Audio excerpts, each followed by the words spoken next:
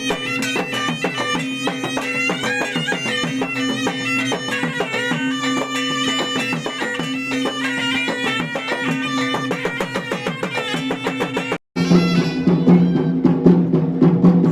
ungkapan rasa syukur dan hormat kami, terimalah persembahan tari padupa dari Lembaga Seni Budaya Pajaga Adat Kabupaten Maros. Selamat menyaksikan.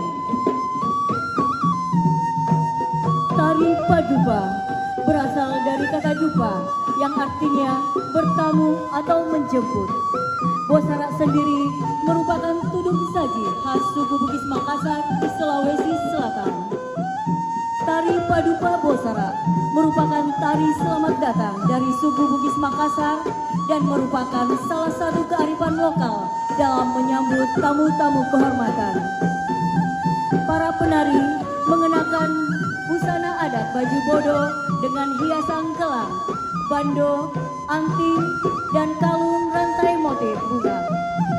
Baju bodo merupakan salah satu busana adat paling tua di dunia. Bentuknya persegi empat dengan lengan pendek di atas siku-siku.